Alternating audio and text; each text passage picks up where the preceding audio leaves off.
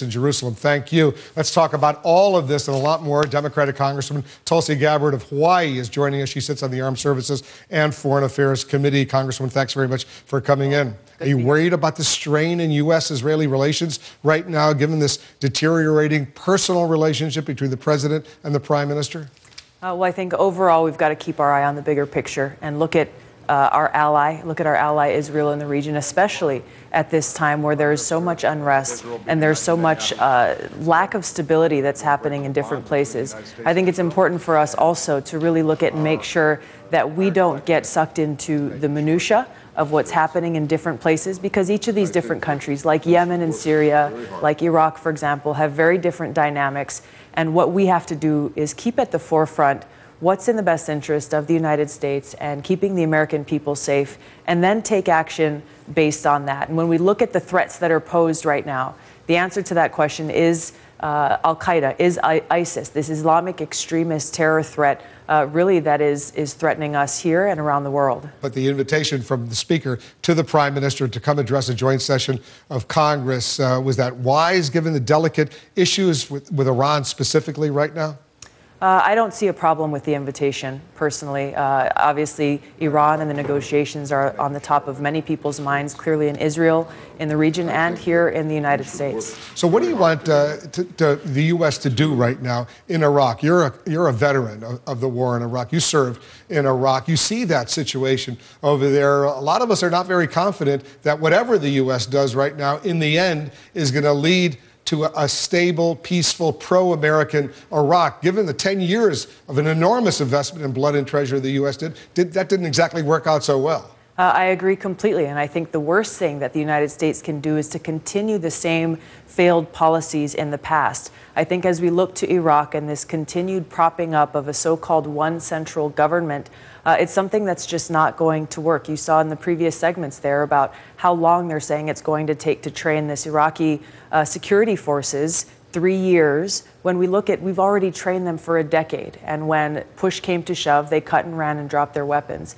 The solution, I believe, really lies in something that Vice President Biden, then Senator Biden, put forward, and saying you have these natural 3 divisions within Iraq. You have the Kurdish saying, look, we don't have much time, but the only chance for a successful Iraq is by separating into 3 different semi-autonomous regions, because right now you have the Sunnis who have been really oppressed by this Shia government, and that has created oxygen for ISIS to go in and say, hey, come and work with us and we'll liberate you from this oppressive government. So your advice to the administration, to the President of the United States, you know what, guys?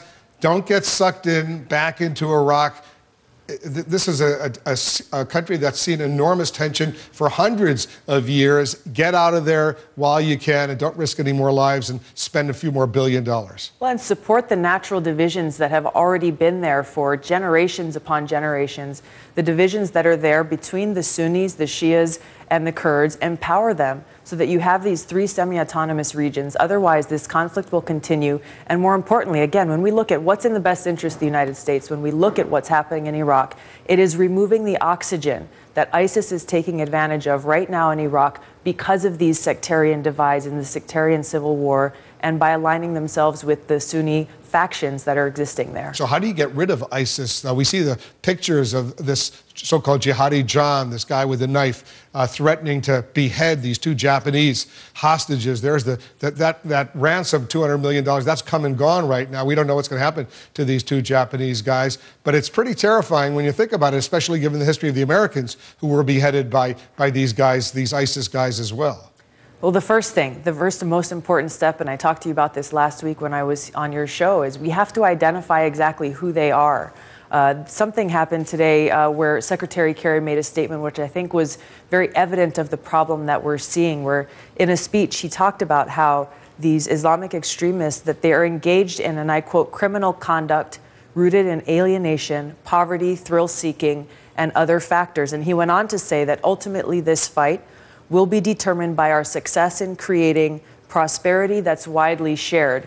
This is completely missing the point of exactly this radical Islamic ideology that's fueling these people, and mistakenly, a huge mistake, thinking that somehow, okay, well, look, if we give them $10,000 and give them a nice place to live, that somehow they're not going to be engaged in this fighting.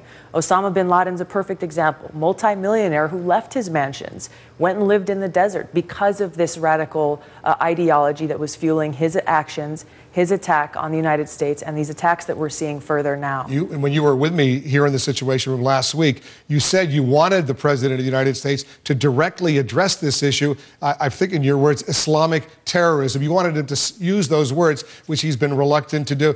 Have you heard from the White House since those comments? They caused quite a little stir. I haven't, and it's really unfortunate and disturbing to me to see Secretary Kerry doubling down on that refusal to use those words. And the words matter. It's not just empty words. The words matter because words are an expression of understanding and feeling and intention. And if you refuse to understand this simple concept of who exactly is our enemy, who is posing a threat to the American people and why, then we can't even begin to talk about how do you defeat them. That's a whole separate conversation that can only happen once that identification takes place. And you're a Democratic member of Congress. You're standing by what you said to me last week. Absolutely. This is an issue of the safety of the American people that must transcend partisan politics. Congresswoman, I want you to stand by. We have much more to discuss about what's going on right now. It's a good thing you're on the Armed Services and Foreign Relations Committee. Stay with us. Much more coming up right after this.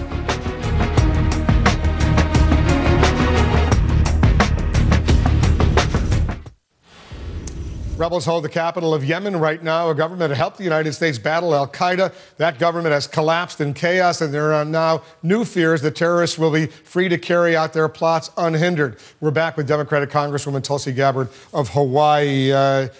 This situation in Yemen is a disaster right now, and potentially maybe it could get better a little bit in the short term, but it doesn't look encouraging down the road, at least to me.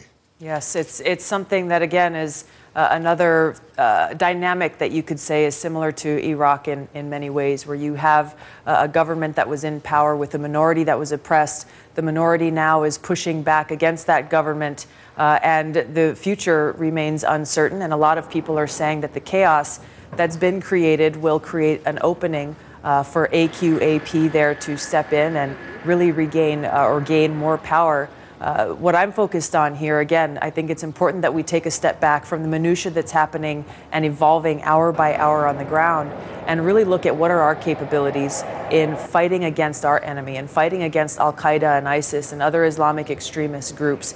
And in places like Yemen, we've got to look at and make sure our military is mobile, that we're taking advantage of our superior technology, of our superior war fighters, and evolving with the dynamics on the ground. But this fighting in Yemen is going to make those U.S. drone strikes against al-Qaeda targets in Yemen even more difficult. There hasn't been any, we're told, since December.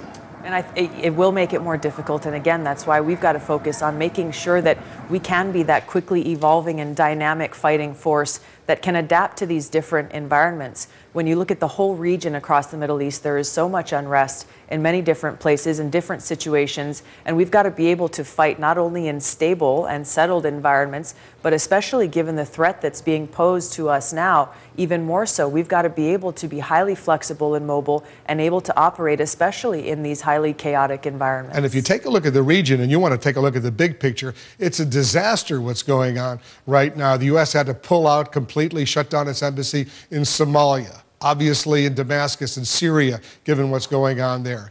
It could be doing that in Yemen. Look what's happened in Libya, in North Africa, that the U.S. pulled out. This is the U.S. Embassy in Tripoli. Take a look at this, Congressman. This is the pool that the ambassador used to have there. These are rebels. These are terrorists who have taken over the U.S. Embassy in Tripoli after the U.S. launched hundreds of Tomahawk cruise missiles to try to remove Gaddafi from power. Their expectations, the Arab Spring, it was to be a democracy over there. And look what's going on in Libya.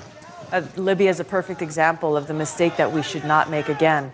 When President Obama and Secretary Clinton made that decision to go in and try to get rid of Gaddafi, there was no after plan. There was no plan on what happens next. And as a perfect example of why we should not allow the United States to get involved in these civil wars or these sectarian wars that are happening in many different places, especially across the Middle East, and why it's so critical for us to answer that all-important question. What's in the best interest of the United States? We're not and should not be in this nation-building, regime-changing business that's only caused this chaos. When you think about the nearly $2 billion that U.S. taxpayers spent in Libya trying to get rid of Gaddafi, you see what the situation is there, a failed state right now, terrorists in control. You say to yourself, $2 billion. You can imagine what you could have done in education, in healthcare, in research, infrastructure. $2 billion, a lot of money that, for what? Exactly. Congresswoman, we got to leave it there. Thanks very much for joining us. Thank you, Wolf. Aloha. Tulsi Gabbard of Hawaii. Aloha to you, too. Just